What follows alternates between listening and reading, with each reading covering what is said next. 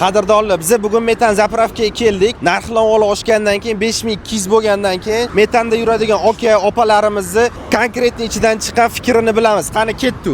Metan uстановка qo'ymoqchi bo'lgan insonlarga to'g'ri tavsiyam propan yaxshi. Birinchidan yaqinda mana xabaringlar bor, 5200 so'm bo'ldi. 83 mingga to'ldiryotgandim polniy bakim. Hozirgida 100 ming, 101 mingga to'lyapti. To'g'risini aytsam, ozgina razlitsa ham sal sezilarli darajada razlitsa qoldi. O'shanga mashinani tortish kuchi bo'yicha, mashinani motori charchamasligi bo'yicha propan yaxshi. Gazda ko'tarilgani albatta xalqqa qiyin. Faqat oylikka qaragan odamlarimiz bor. Shaxsan o'zimiz juda qiynalyapmiz. Hozir bitta zapravkamiz 80 ming, 90 ming bo'ladi. Mana shu rahbarlardan bitta narsani iltimos qilmoqchi edim. Biz ham narxini tushirib, bu sotib olmaymiz chet davlatdan. Sotib olsak-da, mayli biz shunga ko'nikar edik. 90% taksi bo'lsa, uni kamida 80% arenda. Unda ular haqiqatan ham gazga topsinmi, oilasiga topsinmi? İşte mana yerda ochirib ketadi bo'lgan savol. O, ana Moskvacha yetib boradi. Bu degan 4 kilometr.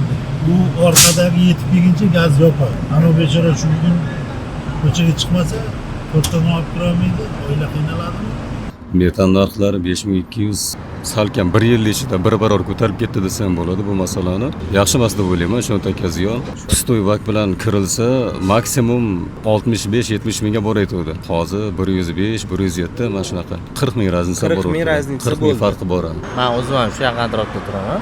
Ishda nari kelesi mostgacha bo'lib ketadi, o'chiq. Ani odamlar kech payt ertalab ham ani adyollar yopib, ani Oqtoshga kelganlarga o'xshab turishgan bo'ladi, yo'l yuzida. Bitta palasi harakatlanadi, 4 ta palasi hamda mashina o'tayotgan bo'ladi. Endi menimcha narxi ham bir xil bo'lib qolgan. Propanni maslahat berardim men. Mana bugun ko'pchilikning fikrini eshitdik. Ana endi izohlarda o'zingizlarning fikringizni qoldiringlar. Propan yoki metan.